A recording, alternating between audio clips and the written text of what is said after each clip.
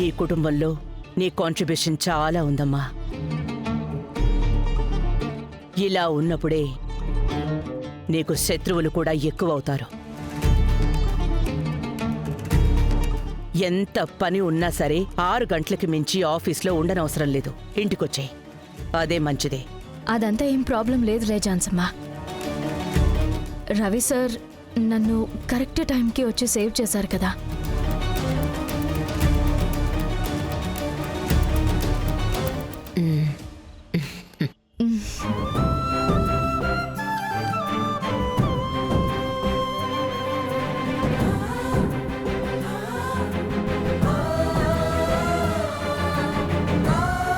నేనేమన్నా నీ మీద లవ్తో నిన్ను కాపాడాను అనుకుంటున్నావా? మరి మనసులో కొంచెం కూడా అది లేకుండా ఇంత దూరం రాలేరు కదా.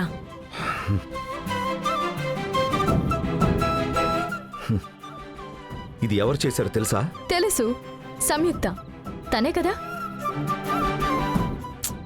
ఇంకెవరికి నా మీద కోపం ఉంటుంది? అయితే మీరు వాళ్ళని పంపించుండాలి. కానీ మనుషుల్ని పంపేంత చెడ్డవాళ్ళు మీరు కాదు. లేదంటే సంయుక్త ప్రేమ్ కలిసి పంపించుండాలి. జాన్సమ్మతో చెప్పేసి ఉండేదాన్ని.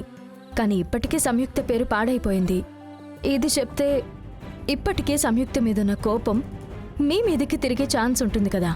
అందుకనే జాన్సమ్మకి చెప్పలేదు. ఎందుకంటే ఎవరో మా ఆయన్ని తిట్టడం నాకు నచ్చదు. తప్పు చేయకపోవడం అనేది మంచి అలవాటే. కానీ తప్పు చేసే వాళ్ళని పక్కన పెట్టుకుని తప్పుని చెప్పకుండా ఉండడం అనేది తప్పే. మార్చుకోండి, లేదంటే రేపు మీకే స్కెచ్ వేసినా వేస్తుంది.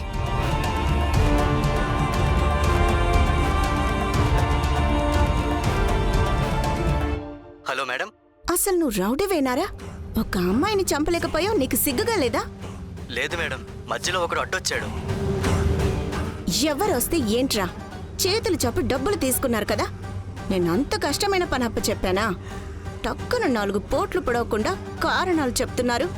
మీరు అసలు రౌడీలని చెప్పుకోవడం మానేసి ఎటైనా వెళ్ళిపోండ్రా. రౌడీయిజంకే అసహ్యం రా మీరు. వెన్నెలా,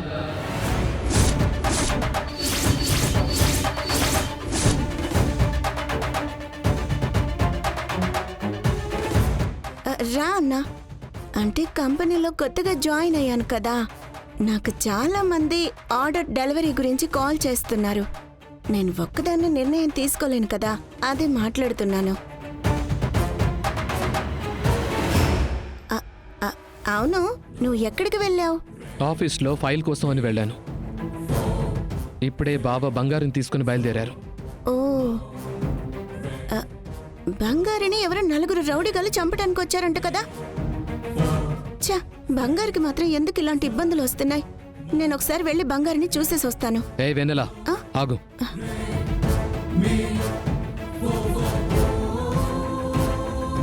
ఇది బంగారుని చంపడానికి వచ్చిన వాళ్ళు కింద పడేసిన యాక్సెస్ కార్డ్. నీ యాక్సెస్ కార్డ్.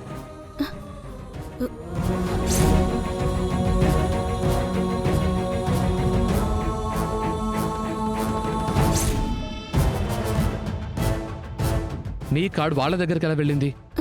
అయ్యో అన్న, ఇలా జరుగుతుందని నేను అస్సలు అనుకోలేదు. ఆఫీస్లో ఎవరో స్పై ఉన్నారనుకుంటా. ముందు వాళ్ళని కనిపెట్టాలి. చూడు వెన్నెలా, అడిగిన ప్రశ్నకు మాత్రమే సమాధానం చెప్పాలి. అన్నా, ఇది నాదే అన్నా. ఇది నిన్నే నా దగ్గర మిస్ అయింది. ఒక్క నిమిషం.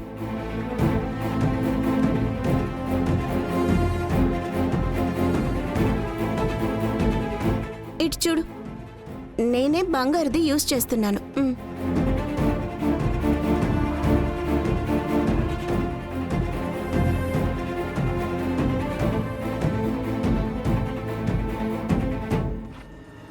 అన్నా, ఇది ఎవరైనా వాడి అక్కడ పడిస్తే నా మీదే కదా అనుమానం వస్తుంది.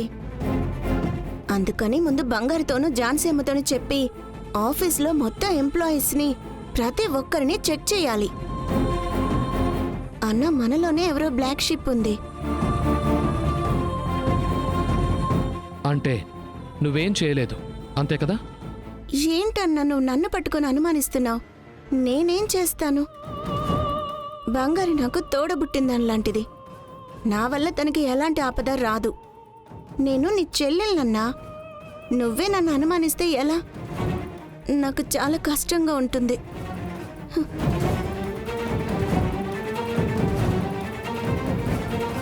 నాకు నీ మీదే డౌట్గా ఉంది.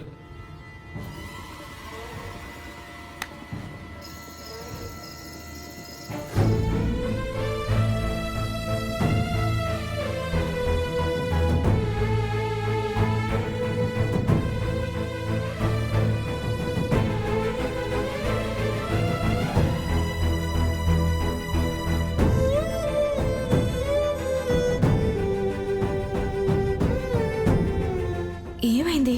ఎందుకు ఇలా ఇబ్బంది పడుతున్నారు?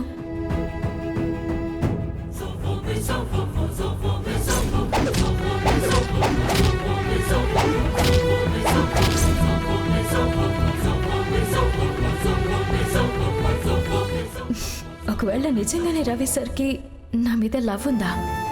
అందుకనే ఫైట్ చేశారా?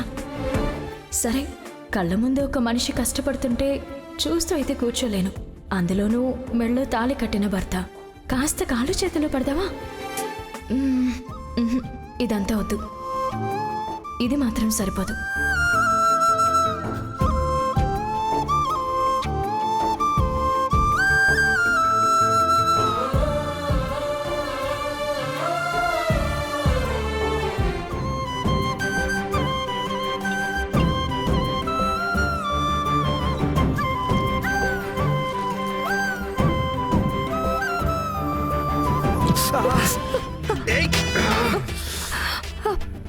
వేడి నీళ్లు. ఏయ్ దుర్మార్గురాలా, ఏం చేస్తున్నావే? ఏంటి, నీతో రోజు గొడవ పడుతున్నాను, నీతో కలిసి బతకను అన్నానని వేడి నీళ్లు పోసి నన్ను చంపేద్దాం అనుకుంటున్నావా? అవునవును, ఈ మధ్య వేడి నీళ్లు పోస్తేనే చచ్చిపోతున్నారు కదా. ఇంకేదైనా కొత్త టెక్నికా? నాకు మీరే ఐడియా ఇస్తున్నారా? మరి ఇది ఇక్కడ ఎందుకుంది? నేను చంపాలి అని అనుకుని ఉంటే కిచెన్ నుంచి కత్తి తీసుకుని వచ్చుంటాను. లేదంటే జాన్సమ్మ దగ్గర తుపాకీ ఉంది కదా. అయ్యయ్యో,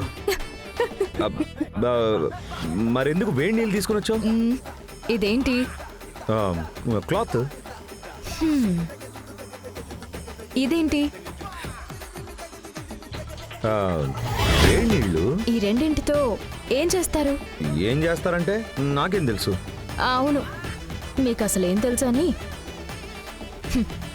గొడవ పట్టడం తెలుసు, కట్టుకున్న భార్యని తిట్టడం తెలుసు, సంబంధమే లేని ఒక ఆడదాన్ని ఇంట్లో పెట్టి అందరికీ కోపం తెప్పించడం తెలుసు. కానీ ఇదెందుకని తెలీదు.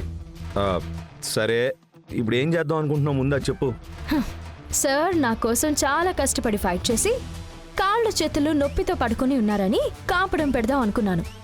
కాపడమా? నువ్వు నాకా?